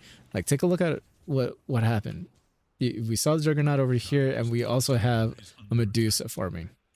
So both heroes are farming. Oh, is it me or oh, yep, there's the Sentry Ward just in place to go ahead and block the camp. So great job from Naya to go in and infiltrating the camp. They have vision there. They also have vision over here, so they do have eyes on the Medusa. If they can go ahead and interrupt the Medusa's farming pattern just once, they're able to go ahead and just ruin her game, because they've already interrupted it once already, so they just need to do it one more time, and I feel like it's going to be not unrecoverable, but it's going to be extremely difficult to go ahead and recover. Because this is what's happening. Here's the zip forward. The Split Earth does land the Electric Vortex to keeping them in. The Mana Shield is up, but they have nothing to protect her with other than Stampede. They're going to move forward with the Antivirus. Out comes the Omni Slash to go ahead and get Gree. Out comes the Whirling Axes and the Decrepify to protect Antivirus. There's the Double Edge, followed up with the Blade Fury, but they're going to go ahead and turn around. They're happy with Gree being the lone kill in this game. Not the lone kill, but the lone kill in the team fight. Radiant's middle tower But has been denied. oh no. Oh my. Just when you think you're able to go ahead and get this Medusa, the Stampede saved the Medusa. There is little hope for Dire's middle tower. Alright. And as you can see, right? They went ahead and got rid of the sentries. They didn't know where everything was, so they went ahead and got rid of everything. So there's no vision in the triangle, which tips off to the side of the Dire that they knew that they were there, which means they believe that it's safe for the Medusa to go ahead and farm. Alright. In the mid lane, we do have the Phantom's Embrace stopping Rob Boss from continuing his gank. Another ward is out of range though. Oh, the Centaur, on the other hand, ran into an angry Gree and Naya. Oh, kind of feels like they want to go ahead and make a play on this top tower here. Okay. They're going to go ahead and TP on in. Oh, out comes the missile. They do have this person dead to rights. You know, Mercury being sad. Oh, out comes the Split Earth. The Decrepify on Gree. Life Drain, and down he goes. Oh my. So they did try to make a play on the top tower, and they had to aggressively defend that by fall damage. They had to give up Grimstroke in the process, but hey, If your Grimstroke is going to go ahead and sacrifice himself so they can keep a tower to give themselves a semi-protection in the triangle, I think that's going to be the play that you're going to be making. Oh, here's Welshie. Here comes the... Oh, he has to go ahead and back away. He did taunt for a little bit. He does have Doc trying to chase him down for the kill. Oh, that creep messed it all up. Here comes the zip forward from Rob Boss, who has to go ahead and look away and try to TP on back to try to... Oh my gosh, they almost went ahead and was able to position himself so he can go ahead and get the Stone Gaze onto Rob Boss. Oh, we have Welshie on the side right now trying to stay hidden. You know, his chipped vest helping out with the health regen just a little bit. They were trying to go... They were trying to find him, but they can't find him just yet. You know, Naya just trying to go ahead and sweep on through to make sure that Welshie would be okay. But Stampede is down for another 50 seconds. No Blink Dagger available on antivirus just yet. Naya is going to be moving away, though. Throwing out that Wave of Terror to go ahead and find a little bit of that vision and try to scout out if there's anyone behind him. Nothing just yet. Alright, let's go ahead and check in on the Troll Warlord here. Honeydew. Alright, almost finished with a defusal, if I'm not mistaken, right? Yeah, almost there with a defusal. Should be very, very happy with himself. 14 minutes in, it's not terrible. You know, could be a little bit better. It's not a Battle Fury. Alright, they have 4 smoked up. They're trying to make a call onto antivirus. Out comes the Wave of Terror. He knows he's right there. Out comes the swap. He's going to go ahead and try to stomp, but he's not able to do so. Here comes the Zip in with the Electric Vortex and the Calling Blade with the Split Earth. Make sure to go ahead and have a nice trip home. Because apparently the Pot of Greed turned themselves into a virus, and that antivirus was very ineffective against them. Oh, I do see another ward that's out. Or was out. Oh boy. Okay. So fall damage has a 1k lead, or at least less than 1k for the time being. They don't have much control. They lost 2 buildings. They have a lot of things going out. Oh, there's the Wave of Terror. They're going to go ahead and use 1 Battle Hunger. The Nether Ward did come out, but isn't in range for the Battle Hunger, I mean, but it's still there. You can't really zip in on this. You can't really entirely. The Nether Ward's only so effective. Like, what was it? It's level 3 at this point, so it's out for like 26 seconds. Alright. They have to see if they can find a way to get into this camp somehow. Well, they're planning to bust down another ward. They're able to do so. They have vision of it. Oh, they're getting rid of the sentry. Oh, oh my, what the? Apparently that doesn't grant vision upstairs? What? Oh, they're definitely blocking these camps to make sure that the Medusa can't farm. Oh man. Right now, Doc is like, hey guys, what the hell? Alright, there was a TP. Okay. Antivirus being initiated on just a tad bit. Here comes the Diabolic Edict with the Pulse Nova. Here's the Blink from Welshie. He has taunted him in place. There comes the Soulbind and the Ink Swell and everything in between. Oh man. Oh, and Welshie was able to go ahead and TP on out. If they just stuck around for a few more seconds, they probably would have been able to take the tower down if, you know, Greer was alive the whole entire time. But that counter initiation was able to go ahead and just get rid of it. Alright, so they got rid of 1 sentry. They need to get rid of 2. They're going to find out the hard way that this one's still blocked. With the amount of space that they're creating, I am kind of surprised that the Medusa is doing as well as she is. Staying on top of the net worth, which is really good for obvious reasons. We have B-Jack Honeydew, who's probably having the defusal on the way, 2 levels behind Doc. But if Doc does try to turn and fight him, it's not going to end well. Even with the man, oh god, especially right now. So if Doc engages with not Rob Boss, but with B-Jack Honeydew, it's just going to end terribly. At least that's how I feel. I don't know how you guys feel, but like maybe the same thing. All right. The blade mail is active. They're trying to make a play forward. They are smoked up. The smoke does break a little bit. They don't have much vision. Oh, they're throwing out a wave of terrors, and they don't realize... Oh my, they don't realize Red Teasy's right here. Oh gosh, they're going to go ahead and try to zip on in, try to get the electric vortex on. Out comes the Stampede. Oh, there's the Omni Slash. He's going to go ahead and use himself up. The Nether Blast is in place. The Split Earth on the back line to go ahead and stop Antivirus from coming in forward. And Doc not using the gates just yet, trying to chase away Welshi and everybody else. Oh man, but they were able to go ahead and grab the kill onto Rob Boss. He doesn't feel too great. And Welshi trying to stay hidden. Oh, he is found. He's going to go ahead and taunt himself just a tad bit. Uses Blade Mail. But the double edge will go ahead and finish the job. Oh boy. Yikes. Icarus, you had to give up half your health so this dude can go ahead and heal up all the way? Dude. I would have been like, you have 27.8 health regen. I'm just going to give you like 200 health. Go away.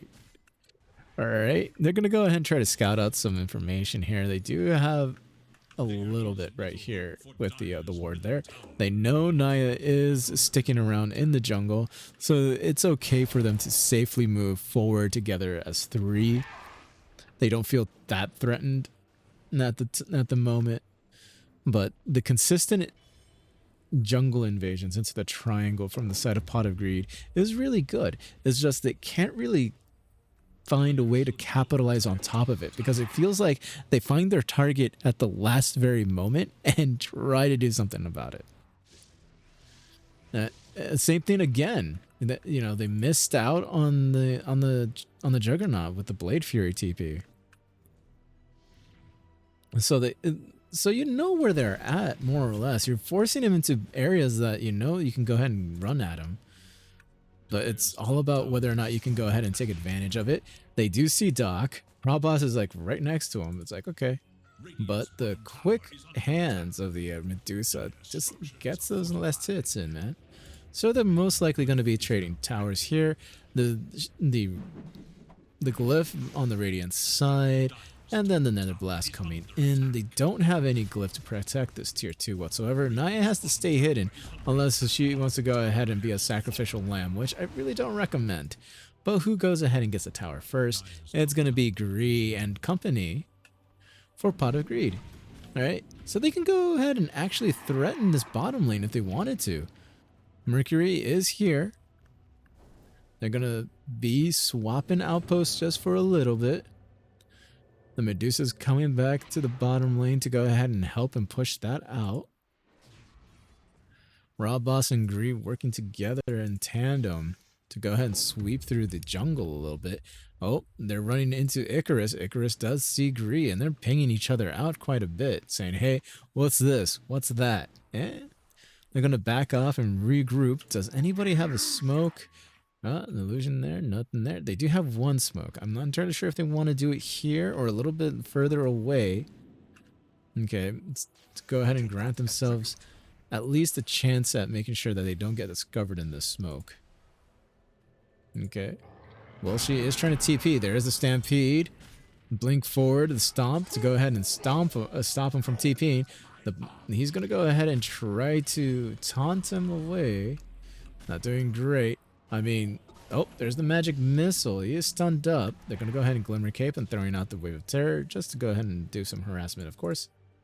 Troll Warlord. I mean, like, you're not ready. Oh, I see the build that they have in mind. That makes a lot of sense right now.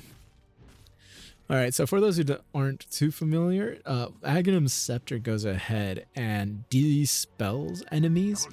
If you are ranged and if you're melee, you dispel Troll. Reduces cooldown and mana cost. Alright, so they did find him. They're going to go ahead and try to get him. The Phantom Embrace being laid on him just in time so he can't go ahead and use his Battle Trance. So this tower is going to be gone. And I believe they already took the top tower. So Greed's going to go ahead and trade for the tier 2. They are going to go ahead and glyph that up as well. This is also glyphed up. So it's going to be interesting to see who's going to be sticking for this tower. In comes the Yules. They're going to go ahead and focus on Raw Boss for just a little bit. That bottom tower is gone because it's not too much of a surprise when you have 5 heroes there pushing and 2 on the other side. Well, she trying to figure like an angle of attack. Out comes the Wave Terror. There's the blink forward and the stomp. Comes the Stampede and the Soulbinder is keeping those two together. The taunt unable to do anything. Oh, Rob Boz is zipping in the back line, trying to get rid of this damn stupid Pug who's decrepified. Oh, nice save for himself. Alright, we have B-Jack Honeydew trying to move forward, trying to get onto this stupid Medusa. Is unable to do so. There's a split earth to go ahead and stun her up for a little bit. The Battle Trance is active. Trying to right click. Here comes the zip. Oh man, the zip was so painful. Able to go ahead and get the Pugna in the back line. Oh, the Phantom Embrace is right there. But he's going to use himself up. Inkswell is right there. Oh, the stomp was perfect to go ahead and knock him out. That is a complete team wipe, and all they got was a Pugna out of all of that. Oh my. No buybacks available. They have to go ahead and sacrifice this particular Rax, and Fall Damage doesn't want to go ahead and push their luck any further. 23 minutes into the game, they're going to go ahead and just walk away and TP back home. Yikes. If you're Pot of Greed, you must be kicking yourself a little bit there. You couldn't finish the job onto the Pugna, which opened you up for a lot of counter initiations with the Nether Ward being right there. Oh no, and not only that, like, your Troll Warlord is 600 gold behind and needing to get his Aghanim Scepter, but oh man, I mean, I don't know, like, you get like the rotations, the map movement. This is not bad. You know, it's not terrible. You're down 10k because the Medusa's been farming like a madman, and everything you've been doing has been doing like what you're supposed to be doing, but you just couldn't find a way to actually reap the benefits or the rewards from it, you know? Oh, don't get too close to that. Oh my. Oh, breaking smokes. Oh, they broke another smoke. Welshy's right there. Oh, the stomp forward from Antivirus onto Welshy. Oh my, the taunt is right there. Nothing to do. They're going to go ahead and stampede, try to find someone else. The Blink Dagger's not available for a few seconds. Inkswell misses on everyone, but they're going to go ahead and Yules him up in the air just so he can't blink on anyone else. Oh man, they're trying to find a way. I mean, these smokes and everything, it's just like, I don't know. It kind of feels like they're doing well, but at the same time they're not doing well enough. Fall Damage just seems to have their number at this point. So this Roche is going to be going to probably, yep, Doc. Alright, I mean, Scotty's right there. Butterfly's almost completed. Oh man, they had a very small window of opportunity to go ahead and ruin this Medusa's day. They almost had it twice. Alright, they have the Aghanims completed on this Troll Warlord, and they do need that BKB up on him as soon as they possibly can, because like, this is going to be good. This Aghanim Scepter is very, very, how would I put this? Dire's middle tower is under attack.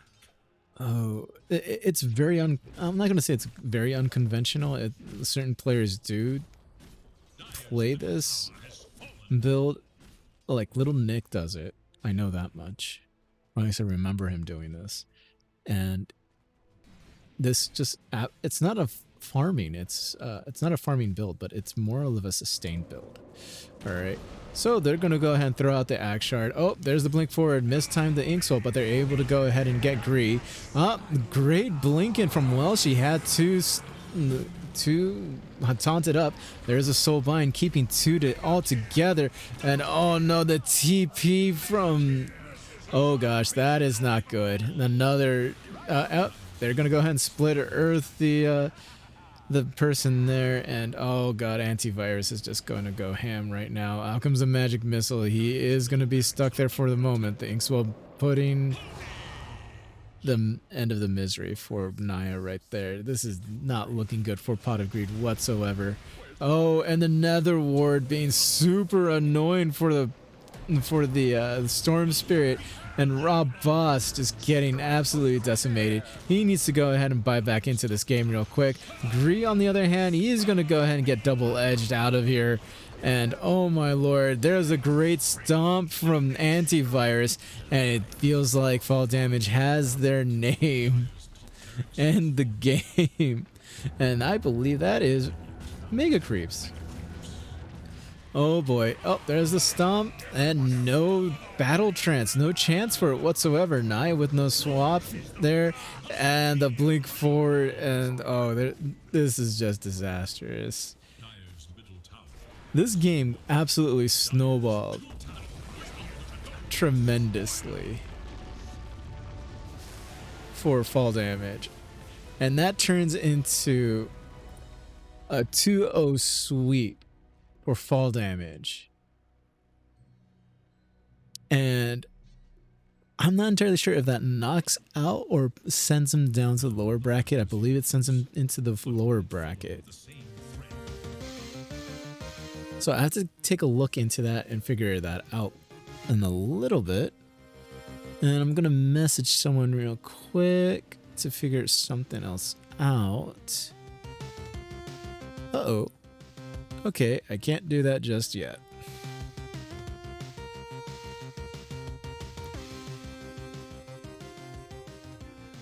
But that concludes the coverage between Pot of Greed and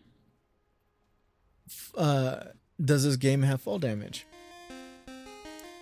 So that's a 2-0 sweep, and congratulations to Fall Damage. You guys are going to go ahead and continue on to the next round, of course. And we'll see how that goes for you guys. I believe Pot of Greed feels a little upset about what happened. They've been on a string of bad luck, in my opinion. And it just continues. It just continues. So I do want to go ahead and throw out an appreciation to everybody here who's been chilling with me watching these games and absolutely been supporting the AD2L scene in any shape, way, or form by either participating, going to the casters, being active in the Discord and stuff like that. I want to say thanks for doing that. It makes us feel a whole lot better as a community. So I am going to go ahead and figure out what I'm going to be doing, but before I end the stream, let me go ahead and just pause the music real quick. All right, so I'm just going to go ahead and just end the stream now, and then maybe in about an hour or so, I will be able to go ahead and talk to another player and see if they want me to go ahead and cover their game. Okay, so I'm going to probably do a series later tonight. Give myself some rest real quick. But before I do,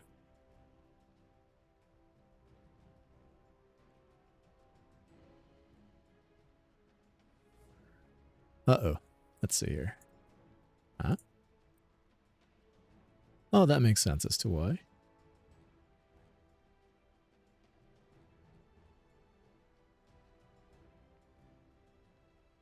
There we go.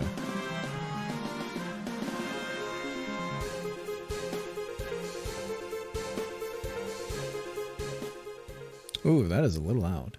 Okay, anyways, but to BK No Good, I want to go ahead and say thank you for the follow. All right. And I'm going to go ahead and just end the stream here, but I'll just play the song out. So thank you for the follow, BK No Good. It means a lot. So thank you for supporting me and the AD2L scene as well. And I think I'll be back later tonight with some more Dota 2 action, with a recap of a different series.